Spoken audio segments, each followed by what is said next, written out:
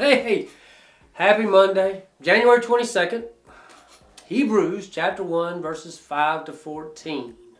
I'm just going to go ahead and read the text, and it's a long text, and it'll be a short little thought afterwards. So here we go. Verse 5, For to which of the angels did he ever say, You are my son, today I have become your father? Or again, I will be his father, and he will be my son. Again, when he brings his firstborn into the world, he says, And let all God's angels worship him.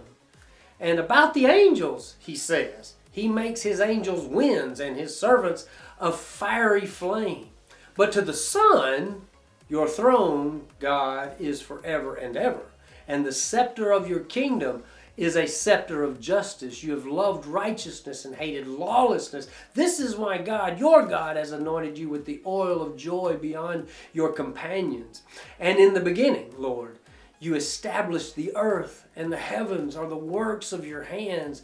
They will perish, but you remain.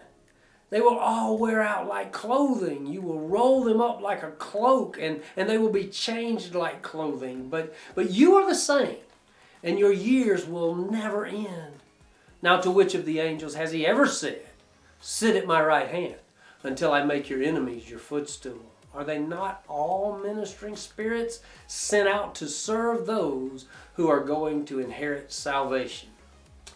That's Hebrews chapter 1 verses 5 to 14, and I'm just going to go ahead and tell you, Hebrews is tough. This is a tough book to sort of digest and understand, and quite honestly, the new format that we're doing so that I'm preaching on Sunday, and these videos will be the devotional videos that follow Monday through Friday, following the Sunday message. Can I just go ahead and tell y'all, we're recording this on Friday, January 12th. This is the video for Monday, January 22nd. I haven't even preached the 14th yet. I am very confused at this point. But here we go. What has God said in this passage?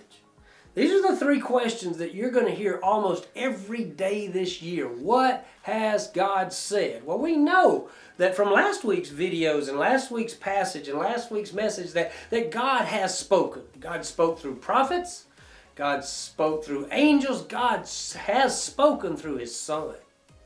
So once we acknowledge that God has spoken and we understand or try to get a grasp of what He said, we have to ask ourselves, what has God said to me? What does this passage speak to me?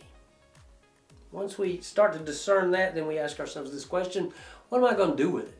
What are you going to do now that you've heard God speak? What are you going to do now that you know God's speaking to you? And how is it going to change? Or how is it going to have an impact on who you are? Well, God has spoken. God has revealed. He's revealed Himself. God's revealed Jesus. God has spoken, and guess what? Jesus is the Word. God is making the point that Jesus is the superior message above the message of the prophets, above the message of the angels, above the old law, above the Old Testament. Jesus is the superior message of God. God has spoken. Jesus is superior to all of those things that we've studied and talked about, and Jesus is the ultimate message of God. You see, the reason we're referencing in this whole text, and this is by way of introduction, Jesus is superior to the angels, is that to the Hebrew people, the angels in the Old Testament, you'll see it, the angels are also called sons of God. Guess what?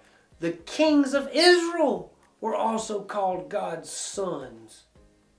So in this text, what God is doing is differentiating His only Son, His unique Son, His eternal Son, from those in the people and the nation, and even the angels, who were known as sons. There are a lot of Old Testament quotation in this chapter, you see, and we'll consider these quoted passages this week, and we want to see the case that God is making for the superiority of the Son, the heir, the Messiah, Jesus. Woo! See you tomorrow.